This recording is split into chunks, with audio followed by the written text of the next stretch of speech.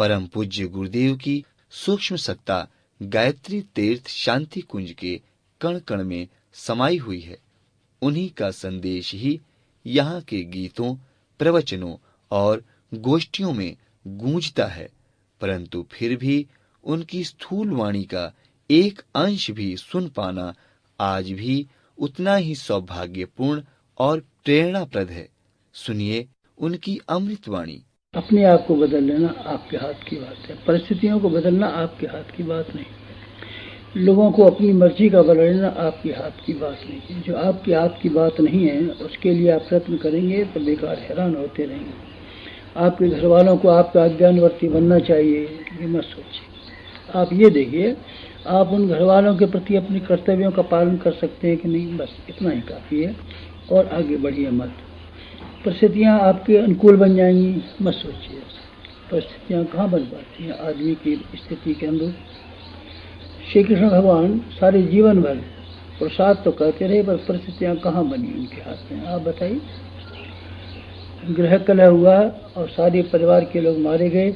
अंततः उनको अपना जो राजपाट बड़ी मेहनत से जमाया था सुदामा जी के हवाले करना पड़ा। आप बताइए आपकी परिस्थितियाँ अनुकूल हो सकती हैं?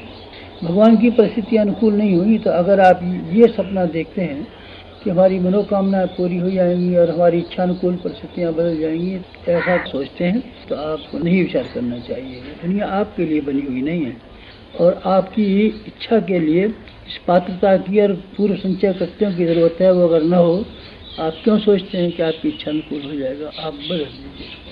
क्या बदल दें? बुढ़े से जवान हो जाए, नहीं, आपके हाथ की बात नहीं है। ये शरीर प्रकृति का बनाया हुआ है, प्रकृति इसकी मालिक है।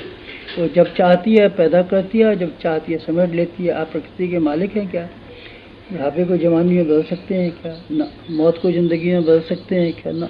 आदमी की सीमा है और जिस सीमा से आप बंधे हुए हैं आप उसी सीमा की बात कीजिए, उसी सीमा की विचार कीजिए, तो पूरा होना भी संभव है। असीम बातों को सोचेंगे, असंभव बातों की कल्पनाएं मान्यताएं बना करके बैठेंगे तो सिवाय हैरानी के आपके पल्ले कुछ पड़ने वाला नहीं है।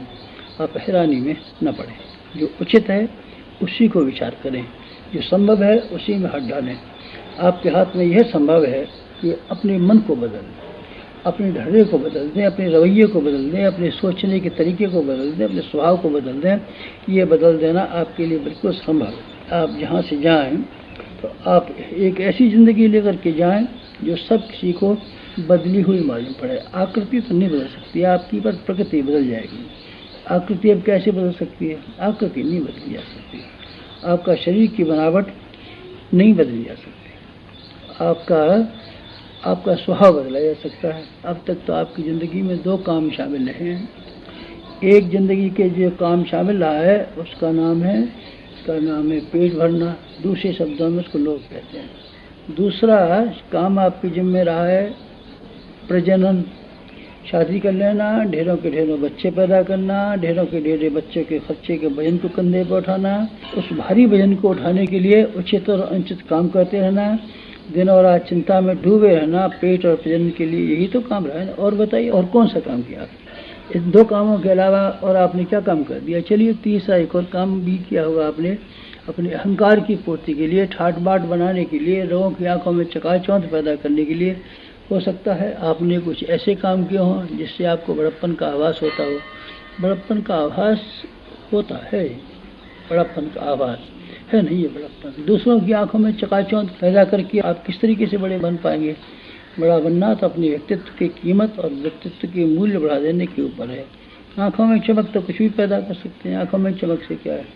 आंखों में चमक तो तस्वीरें भी पैदा कर लेती हैं, मूर्तियां भी पैदा कर लेती हैं। बीमार आदमी को सजा कर बिठा दिया जाए तो वो भी चमक पैदा कर लेता है। चमक पैदा करना भी कुछ काम है क्या? नहीं।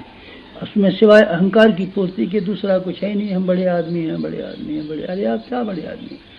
मन आपका बड़ा नहीं है, व्यक्तित्व आपका बड़ा नहीं है, संस्कार आपके बड़े नहीं है, तो बड़प्पन का स्थायित्व कैसे आ जाएगा?